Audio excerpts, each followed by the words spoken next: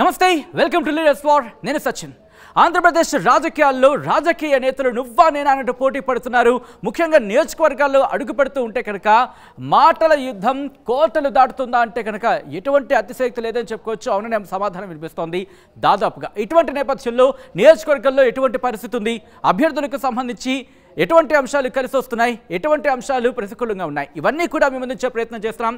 ఈ నేపథ్యంలో మనం మాట్లాడుకోబోతున్నాం ఉమ్మడి శ్రీకాకుళం జిల్లాకు సంబంధించి మరో ఆసక్తికర నియోజకవర్గం పాలకొండ. మరి పాలకొండలో ఎవరు బరిలో దిగారు, ఏ పార్టీ నుంచి అనేది ముందుగా చూద్దాం. ఆ తర్వాత ఇన్ డీటెయిల్గా మాట్లాడుకునే ప్రయత్నం చేద్దాం. Here it is. వైసీపీ నుంచి బరిలోకి దిగారు విశ్వేశ్వరాయి కళావతి. అలాగే తెలుగుదేశం పార్టీ, జనసేన, బీజేపీ కూటమిలో భాగంగా జనసేన నుంచి బరిలోకి దిగారు నిమ్మక జయకృష్ణ. ఒకసారి ప్రొఫైల్ చూద్దాం, ఆ తర్వాత ఇన్ డీటెయిల్గా మాట్లాడుకుందాం. Here it is. వైసీపీ నుంచి బరిలోకి దిగారు విశ్వేశ్వరాయి కళావతి.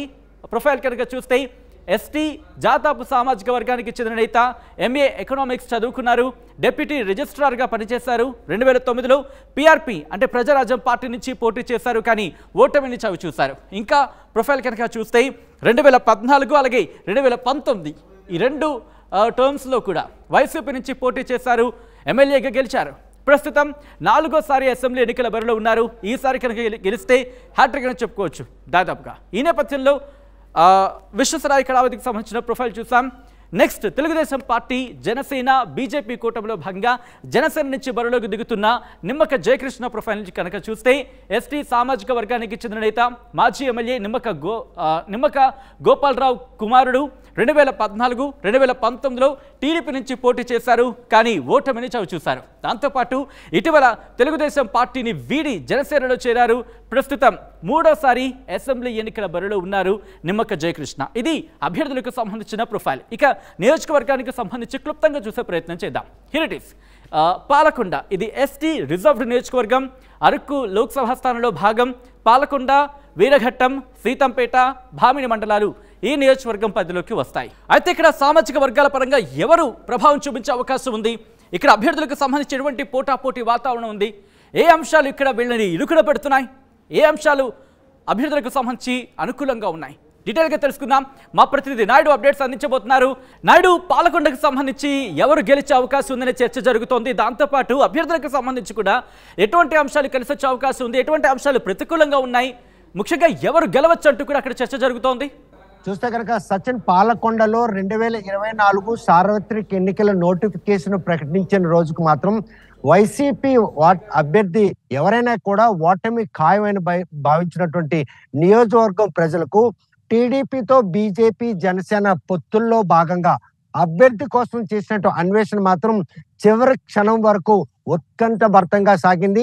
ఆ నియోజకవర్గం టీడీపీ ఇన్ఛార్జిగా ఉన్నటువంటి నిమ్మక జయకృష్ణకి మొదటి జాబితా కానీ, రెండవ జాబితాలో కానీ, మూడో జాబితాలో కూడాను టికెట్ రాకపోవడం, అక్కడ సిట్టింగ్ ఎమ్మెల్యేగా ఉన్నటువంటి విశ్వేశ్వరాయి కళావతి ఆమె మాత్రం రెండోసారి ఆ నియోజకవర్గంలో గెలిచి ఆ నియోజకవర్గం ప్రజలతో మమ్మేక్కువై ఆ ఆదివాసీలు ఎక్కువ ఉన్నటువంటి ఆ నియోజకవర్గంలో ఎస్టీ సామాజిక వర్గానికి ఆ నియోజకవర్గం కేటాయించినప్పుడు కూడా అక్కడ కాపు సామాజిక వర్గానికి సంబంధించిన నేతలు ఇద్దరు అభ్యర్థులు కూడాను అండగా ఉంటారు.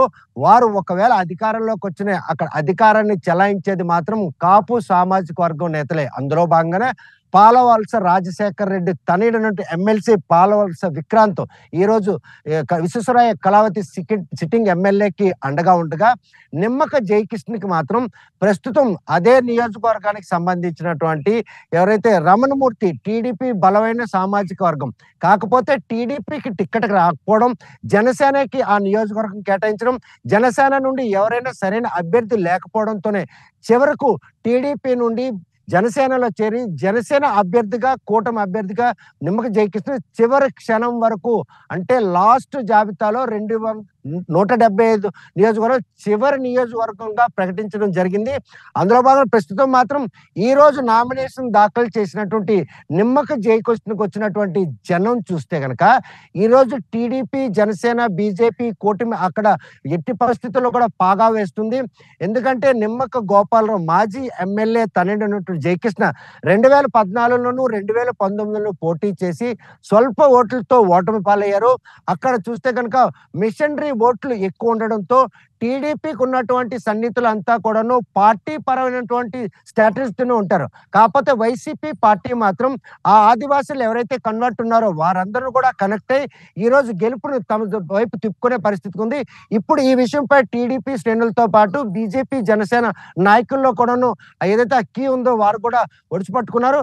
ఈసారి కూడాను పోరు మాత్రం ఉత్కంఠ భరితంగా సాగుతుంది. పాలకొండలో విశ్వేశ్వరరావు కళావతి ముచ్చటగా మూడోసారి గెలిచేందుకు వ్యూహం రచిస్తున్న ఈ తరుణంలో ఉమ్మడి అభ్యర్థి ప్రకటన జాప్యం ఆవిడికి అంటే బాసటగా నిలిచినప్పుడు కూడా టీడీపీ ఈ రోజు నామినేషన్ అంటే జనసేన తరపు నుండి ఉమ్మడి అభ్యర్థిగా నామినేషన్ జయకృష్ణకి వచ్చినటువంటి జన సంద్రం ఈ రోజు పాలకొండలో ఒక హీట్ రాజకీయాలను క్రియేట్ చేసిన దానిలో ఎటువంటి స్థితి లేదు.